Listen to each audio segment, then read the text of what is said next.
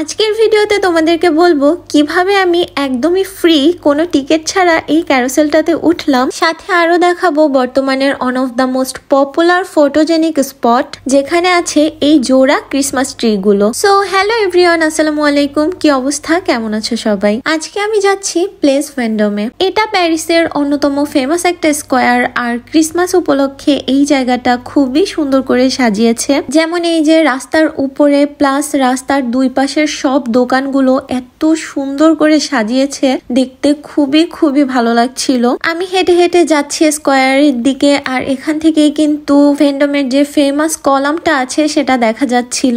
And trust me, এখন তো বাইরে একটু আলো আছে, বাট পুরোপুরি অন্ধকার হওয়ার পরে এই ফুল প্লেসটা উইথ অল দ্য ডেকোরেশন দেখতে এত অ্যামেজিং লাগে, যেটা খালি চোখে না দেখলে আসলে বলে বোঝানো যাবে না। এই তো চলে এসেছি, জায়গাটা খুবই সুন্দর, মেইনলি আমার তো খুবই ভালো লেগেছে। এখানে শ্যানেলের খুবই প্রিটি একটা ডেকোরেশন করা, আর এই টোটাল প্লেসটার চারদিক জুড়ে দেখলাম অনেক ব্র্যান্ডের স্টোর রয়েছে। And here are the twin Christmas trees. এই পুরো প্লেসটাতে শুধু এমন একটা না, আরো অনেকগুলো জোড়া ক্রিসমাস ট্রি ছিল। এই ক্রিসমাস ট্রি গুলো বর্তমানে আমি ইউটিউবে, ফেসবুকে, ইনস্টাতে এত পরিমাণে দেখেছি, সবাই এটার মাঝখানে যে দাঁড়িয়ে পিকচার তুলে আপলোড দেয়, রিল আপলোড দেয়। আর এই গাছগুলো কিন্তু এক সাইডে অনেক বড়, আবার আর এক সাইডের গুলো একটু ছোট ছিল। এরপর এখানে ছিল ভেন্ডমের সেই বিশাল কলামটা। বাই দ্য ওয়ে, এটা কিন্তু প্যারিসের একটা হিস্টোরিক্যাল মনুমেন্ট, আর এটা বর্তমানে প্রায় 44 মিটার লম্বা।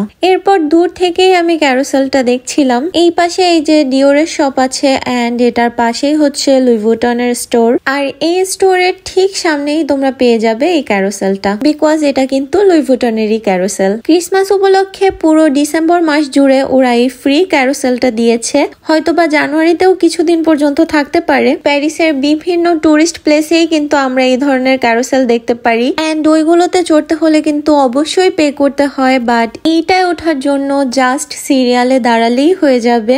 এমন সুযোগ তো হাতছাড়া করাই যায় না। সো এই তো আমিও দাঁড়িয়ে পড়লাম সিরিয়ালে, এন্ড সারপ্রাইজিংলি এখানে খুব বেশি সময়ের জন্য সিরিয়ালে দাঁড়ানোর প্রয়োজন হয় না। আই মিন, এখানে যে খুব বেশি ভিড় তেমন কিন্তু না। অল্প কিছুক্ষণের মধ্যেই আমাদের আগে যারা উঠেছিল তাদের রাইডটা শেষ হয়ে গেছে, এখন সবাই নামছে, এরপরে আমরা উঠবো। So I was very excited. Finally আমি উঠে গিয়েছি ক্যারোসেলে, এন্ড এই তো আমাদের ক্যারোসেলটা স্টার্ট হয়ে গিয়েছে।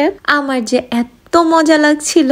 মেবি পে করে টিকিট কেটে উঠলে এত ভালো লাগতো না, যেহেতু এটা ফ্রি এই জন্য আরো বেশি ভালো লেগেছে। এন্ড বাই দা ওয়ে, এটাতে কিন্তু বড় মানুষও উঠতে পারে। তোমরা আবার ভেবো না যে আমি বাচ্চাদের মধ্যে গিয়ে উঠেছি, বাচ্চা সহ আরো অনেকে ছিল, বড়রা সবাই একসাথে আর কি মিলেমিশে উঠেছে। তোমরা যারা এটার ব্যাপারে অলরেডি জানো তাদের তো অবশ্যই ওয়েলকাম, বাট যারা এটার ব্যাপারে না জানো, তোমরা যদি আমার ভিডিও দেখে এখানে আসো এন্ড এটাতে উঠো, please don't forget two let me no in the comment section. I'll be very happy. আর এই তো কথা বলতে বলতে আমাদের রাইড শেষ। এটা মেবি 2 থেকে 3 বার রাউন্ড দেয়। এরপর ওখানে হেল্পের জন্য খুব সুন্দর ড্রেস আপ করা এই লোকটা থাকে, উনি এসে সবাইকে বলে দিচ্ছিল কোন দিক থেকে এক্সিট।